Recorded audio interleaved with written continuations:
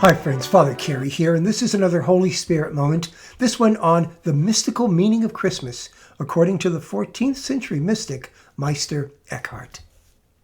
When I was still an active parish priest, I used to share with my congregation every Christmas the words of Meister Eckhart when he said, "At Christmas time we celebrate the birth of God in the world. But what good is that birth," he said, "if we do not also give birth to God in our souls?"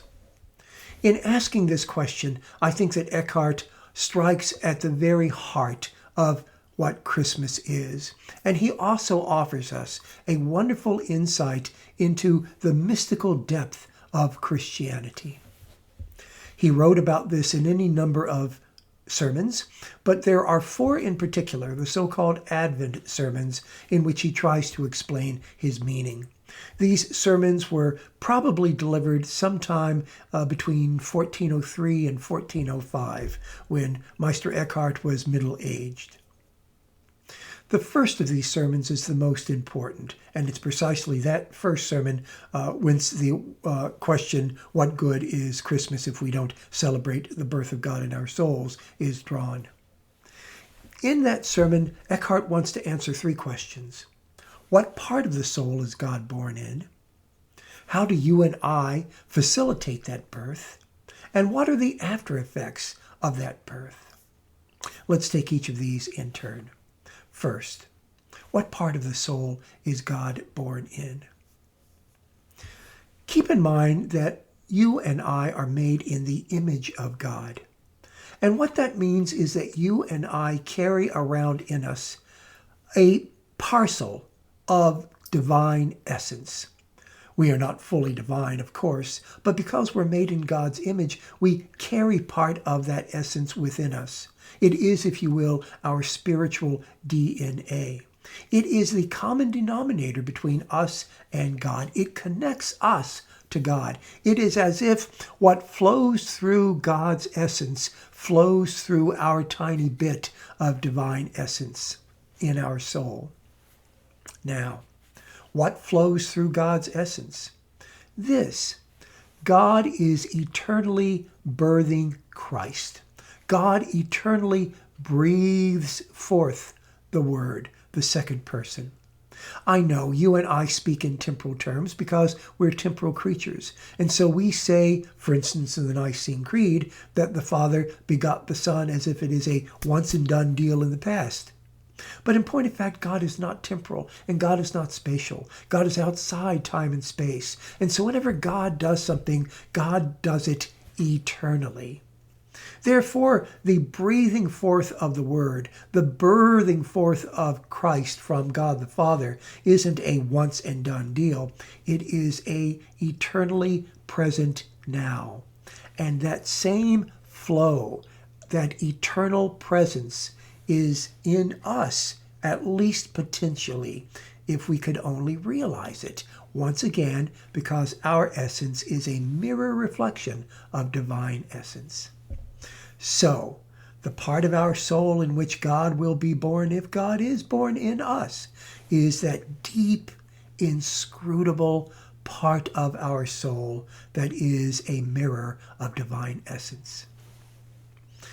Second question: how can we help to facilitate the birth of God in our soul? Meister Eckhart says that you and I are stuck in a buzzin', bloomin' cacophony. The world. We are constantly bombarded by perceptions from the outside world and by thoughts in the inside world. And moreover, you and I are also ego-driven, aren't we? We are creatures who are led hither and yon by our will, our desires, our wants.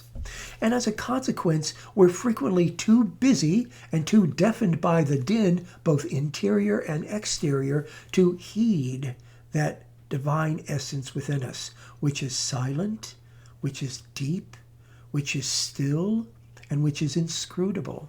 And so what we need to do in order to facilitate the birth, what we need to do in order to make the potential birth within us become actual, is to detach from all of the noise, from the ego noise, from the will noise, from the external noise, from the internal noise.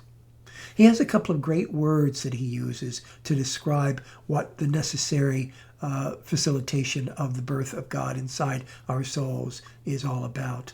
Abgescheidenheit is one of them, and Gelassenheit is another. Abgescheidenheit can be translated literally as detachment. And Gelassenheit is an interesting word. Gelassenheit can be translated as letting be.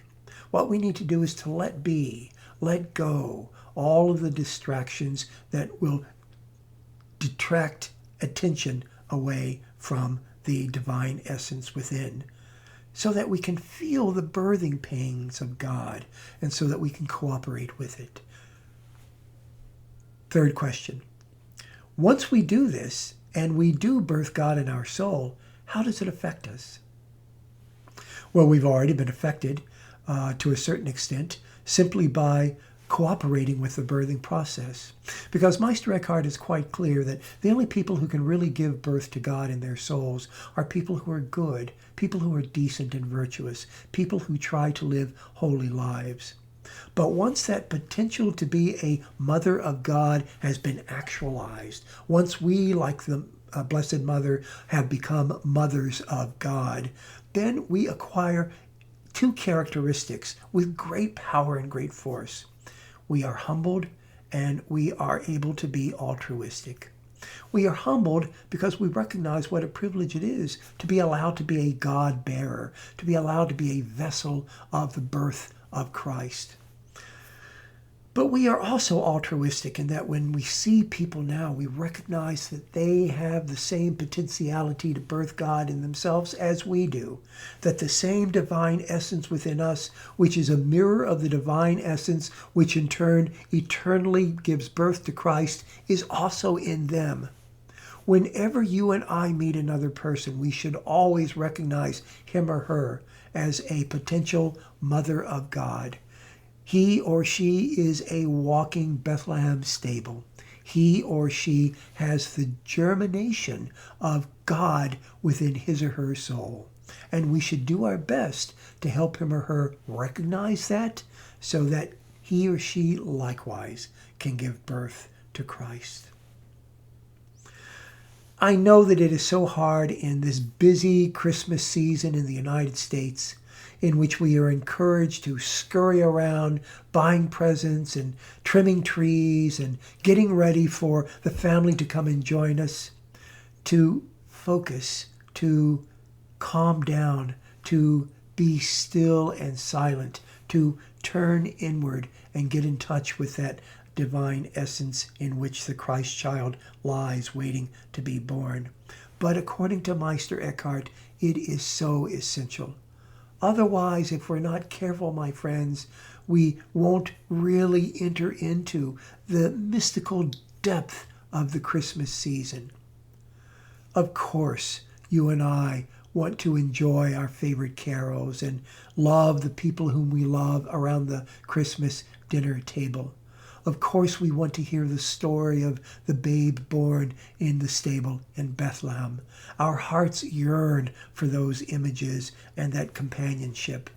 But let's not forget, at least says Meister Eckhart, what lies underneath all of that. It is the wondrous mystery that just as God eternally births Christ, so you and I have the potential to birth Christ, because the river of God, the energy of God, the power of God runs through us by virtue of our being made in God's image. My friends, I wish each and every one of you a blessed and joyful Christmas. Take good care of yourselves, love one another, and I will see you again soon.